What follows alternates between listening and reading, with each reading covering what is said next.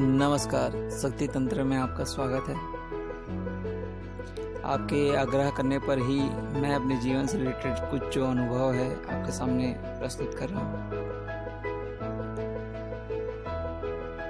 बचपन से ही मेरे संपर्क में भूत प्रेत रहे हैं और ऐसा कहा जाता है कि जो व्यक्ति मूल नक्षत्र में पैदा होता है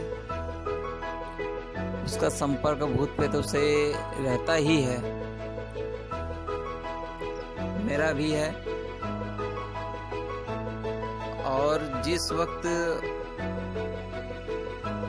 जब सबसे ज्यादा संपर्क स्थापित हुआ 10 से 11 साल की बीच था, उस वक्त हमारे गांव में प्रेतनी का प्रभाव जो है बहुत ज्यादा था। प्रेतनी एक पेड़ में वास करती थी।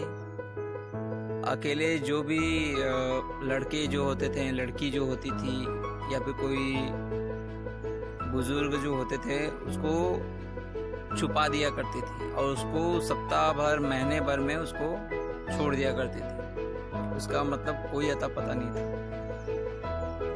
तो उस वक्त जो है इनका प्रभाव सबसे ज़्यादा था, इसलिए बाहर निकलने से हमें मना भी घर पे करते थे, क्योंकि डांट दिया करते थे बाहर जाना नहीं है यह बोल के। तो मेरे दादाजी जो थे वह हनुमान जी के भक्त थे और जब भी वह मंदिर जाते थे तो वह मुझे अपने साथ लेके जाते थे।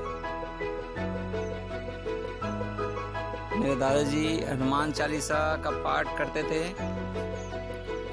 और उनके साथ मैं भी धीरे धीरे हनुमान चालीसा का पाठ करने लगा। मैं सोचने लगा कि यह प्रभाव कब टूटेगा, आखिर यह संपर्क जो है क्यों मुझसे जुड़ रहा है, जबकि मैं यह बिल्कुल नहीं चाहता था।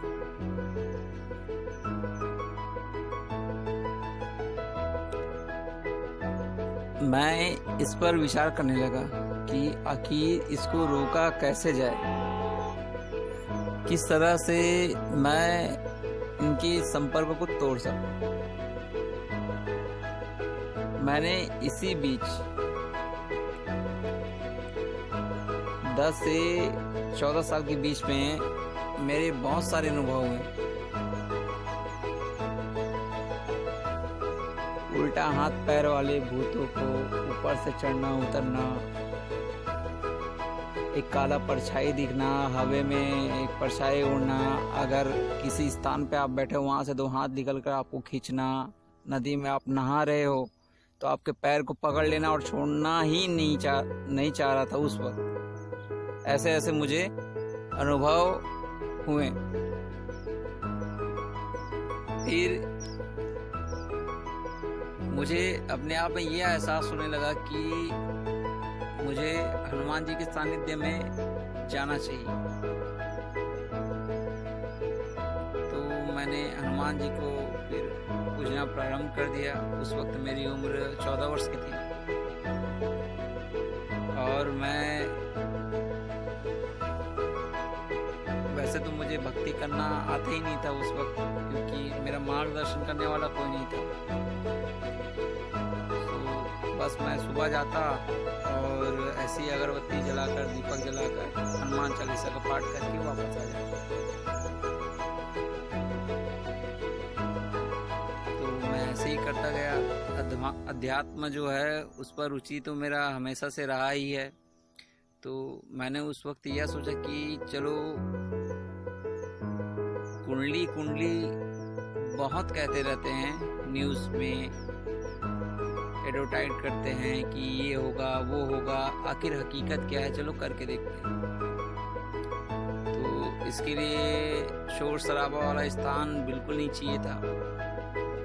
मैंने इस पर विचार किया और जंगल में जाकर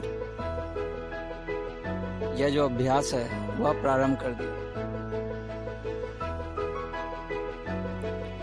आपको यकीन नहीं होगा कि मैंने अपने कुंडली को बिना गुरु के पूर्ण रूप से जागृत कर दिया। मैं शस्त्रार चक्र जो है वहां तक भी पहुंच गया, और वहां पे पहुंचने के बाद वो जो कमल है, जो हजारों संख्या की पंखुड़ी लिए बैठा हुआ है, वहां तक भी पहुंचा हूं मैं। मुझे उनका भी ज्ञान प्राप्त हुआ है, लेकिन पूर्ण रूप से नहीं। कहते हैं कि किसी भी ज्ञान को प्राप्त करने के लिए गुरु की आवश्यकता होती ही है। यह बात सत्य है। जब मैंने कुंडली को जागृत किया, लेकिन जो ऊर्जा मुझ में थी उसका प्रयोग मैं कैसे करूं, यह मुझे ज्ञात नहीं था। तो इसमें इस तरह के मुझे अनुभव हुए कि अगर मैं किसी व्यक्ति को देखता तो उसके भूत भविष्य वर्तमान मेरे सामने आ जाते थे।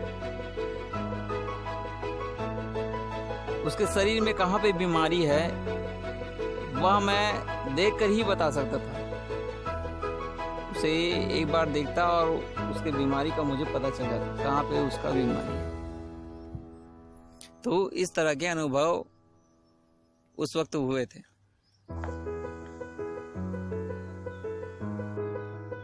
अब हुआ ये कि मुझे यह लगने लगा कुंडली शक्ति जागृत होने के बाद, क्योंकि ब्रह्मांड में भी एक महाब्रह्मांड होता है और उस महाब्रह्मांड में एक परम ईश्वर तत्व का विराजमान होता है।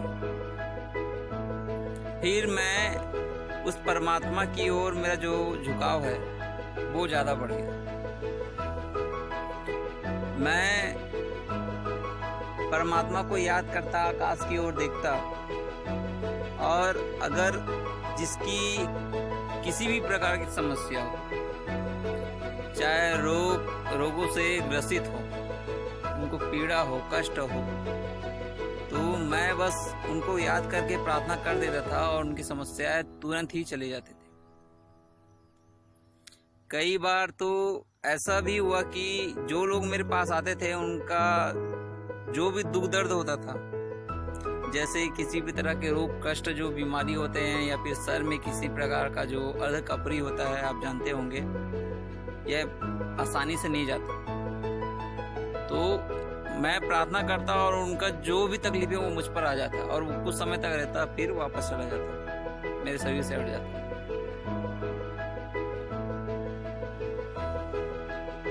इस परम तत्व में स्वयं में अद्भुत बात तो थी, लेकिन इस तत्व को धारण करना और इनके बताए हुए मार्ग पर चलना इतना आसान नहीं है।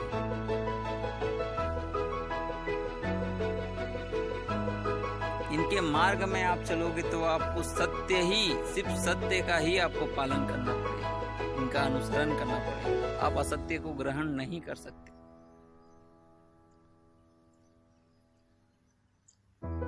मैंने उनसे कहा कि सत्य असत्य में भेद क्या है। उन्होंने कहा कि सत्य ही ईश्वर है और ईश्वर ही सत्य है, इसके अलावा सब असत्य है। लोग जीवन लेते हैं, अर्थात जन्म लेते हैं, फिर मृत्यु को प्राप्त हो जाते हैं। ऐसे बहुत सारे ज्ञान हैं जो मुझे उस वक्त प्राप्त हुए।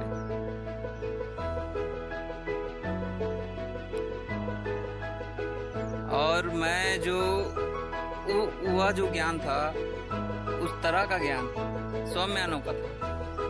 मैंने आज तक किसी भी धर्म ग्रंथ गीता का अनुसरण नहीं किया है, मैंने पढ़ा नहीं है, क्योंकि मैं जब भी गीता को पढ़ने की कोशिश करता